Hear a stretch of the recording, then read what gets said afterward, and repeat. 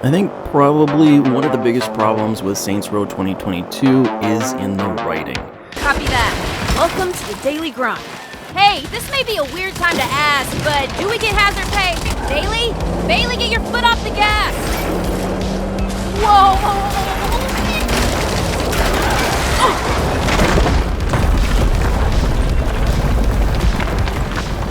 The things we do for rent. You look like you could use a mimosa. Thanks, Eli. Seriously, how's the job? It's the murder business. The fundamentals don't change, just the uniform. Yeah, you guys fucked with the wrong multinational private military corporation. I can tell you love it. Okay, I don't have to love it. I have to pay my student loans. I'm in.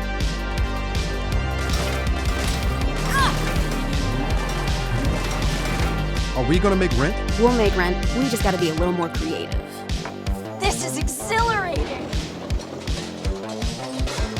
Eli, I don't do business with morally bankrupt companies. You work for Marshall.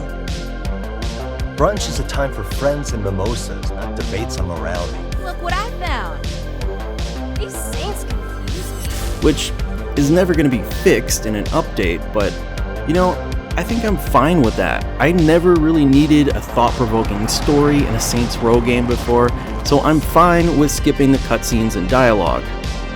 But there were a lot of bugs and issues that plagued the game from launch, and I want to go over some of what I experienced and what has or hasn't been fixed in the second hotfix update, as well as give some of my opinions on the game. But if you're short on time, to give you a quick answer, I still recommend playing it. Maybe not for full price, you might want to wait for all the issues to be fixed first, but I definitely had a good time playing it in its current state. There is still a lot of really fun stuff to do in the game. It still has a co-op campaign, which has always been one of my favorite features of the Saints Row franchise ever since it was introduced in Saints Row 2.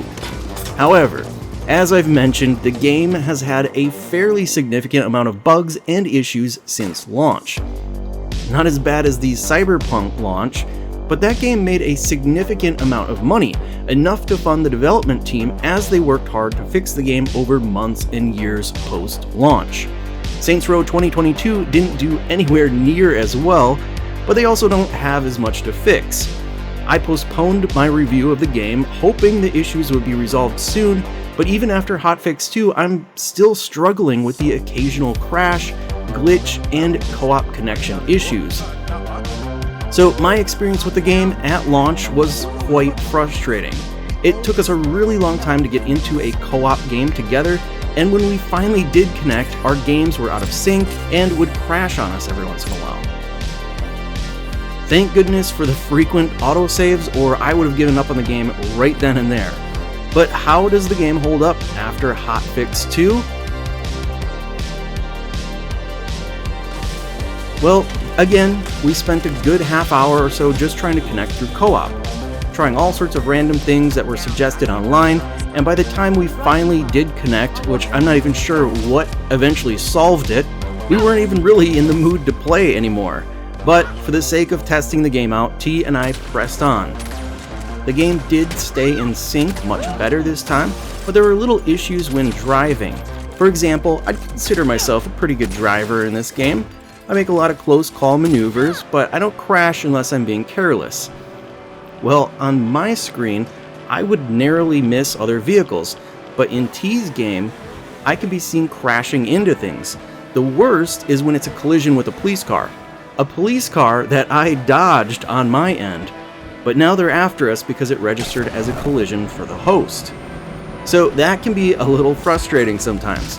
Also, the game still crashes occasionally, kicking us out, and we'll have to revert to the latest autosave checkpoint. It doesn't happen too often, but maybe once every couple hours or so. The aiming sensitivity was originally way off on release.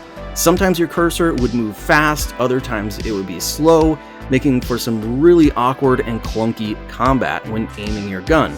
But fortunately, that has since been fixed. So, while we might not be plagued by as many minor issues in hotfix 2, we're still experiencing some of the major issues. Now, putting all of that aside, the game is still pretty fun. It's not as buggy if you're playing in single player, but co-op campaign is the whole reason I love the Saints Row franchise. There just aren't many other open world sandbox games that feature a co-op campaign. But I will say, this game gets a lot of things right when it comes to co-op.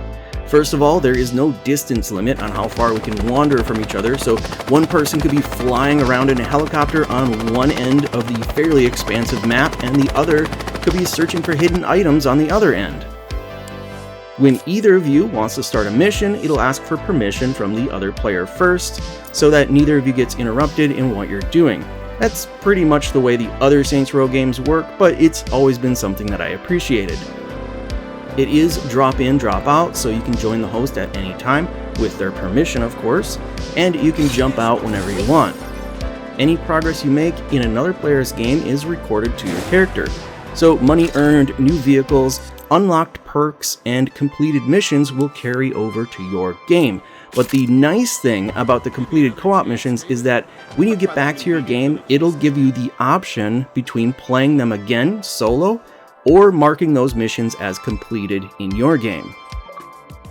Also, achievements and trophies will be tracked individually for both players, so you'll still unlock trophies or achievements in another person's game.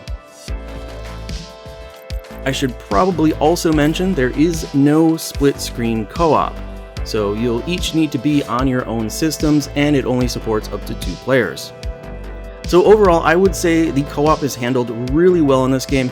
There are a few minor synchronization issues, and it can be very frustrating to initially get connected, but once you get going, it is great.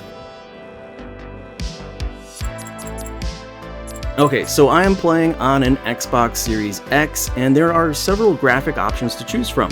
1080p Ultra Quality, 1080p Max Frame Rate, 1440p High Quality, 1440p High Frame Rate, and finally 2160p 4K. It's nice that they give you so much choice. I played a bunch on different settings, but ultimately found that 1440p High Frame Rate was the right spot for me. I think for consoles, it might have been nice to have a 60 frames per second dynamic scaling option that would just keep the frame rate at 60 frames at all times and then adjust the resolution based on the workload. But this is fine too. As for the graphics in the game, I was expecting more from a game released this far into the PlayStation 5 Xbox Series generation. That being said, it is a significant improvement over older Saints Row games. But that's still not saying much since Saints Row 4 released almost 10 years ago. It looks good enough, but I'm certainly not going to be using it as a graphical showpiece. Now as for sound, at certain points in the game, the scripted sequences felt a bit anticlimactic due to lack of music, or just because they didn't select the best tracks to appropriately set the mood for each situation. It's almost like the music was a last-minute addition to the game, and they didn't schedule enough time to carefully tailor the experience. What this game needs are a few more banger tracks that can play out during some of the crazier parts of the game. I'm thinking about how badass it felt to wipe out a penthouse full of thugs in Saints Row 3 while Power by Kanye West plays in the background.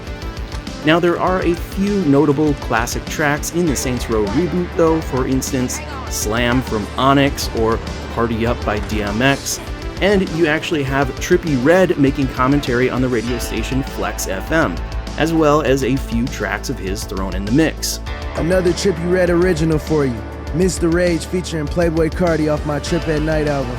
I love Trippie Redd. So I do have to give them credit for actually recording some voice clips from a well-known artist, but overall I think they could have spent more time curating the track selection and applying them to the appropriate gameplay elements.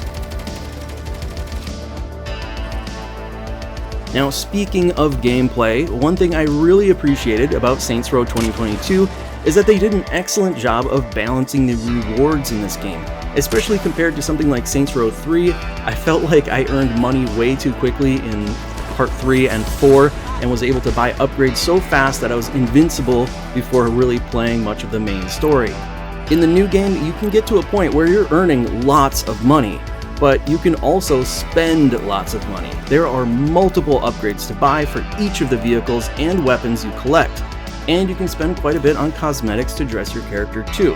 As for perks, those unlock through completing optional challenges, and you can only enable up to 5 perks at a time after buying all available perk slots.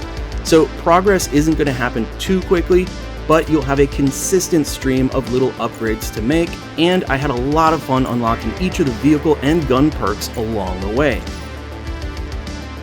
I also really like the character customizer. There are a good number of options available, and you can choose from a variety of different sensor marks for the crotch and nipples, with the option of removing the top sensor completely. Although I do wish it had some jiggle physics. Even better would have been a slider maybe to adjust it from firm all the way to knock yourself out while you're running. Now for me personally, I don't really have the patience to mess around with character editors, so I especially appreciate that they included the Boss Factory, which allows you to upload or download other people's saved creations. And there is a lot of really creative stuff here. I was surprised to see how accurate some of these characters look. You can save any of the characters here that you like. The only stipulation here is that you'll need to be able to actually afford the clothes which are equipped to each of those characters, unless you already have those clothes in your wardrobe. Now, as for the driving mechanics, they are pretty fun. There's a drift button now, which I really like, but a lot of the off-road terrain isn't really well suited for driving. There's just too many big chunky rocks that block your path, but fortunately, you won't really see many side of the road obstacles getting in your way. Overall, I enjoyed the game. I think it could have been better though. It probably should have been delayed so they could spend more time on it. Now, the other thing I will say is that the game doesn't really start off very well. I really don't like that first mission that they drop you into. The dialogue is cringe, it's disorienting, it gives a horrible first impression of the game. But if you can get past that, the game really picks up and becomes a lot more enjoyable after you unlock the church. It would be easy to recommend this game on sale, but at full price, I expect to be able to get into a co-op game without much difficulty, and I expect to experience fewer game crashes. That being said, if you're just itching to play a newer co-op open sandbox campaign, there really aren't too many other options right now. Time to spare. Well, anyway, those are my thoughts on the new Saints Row Reboot. That is going to do it for today. Thanks for watching. Until next time, I will see you later.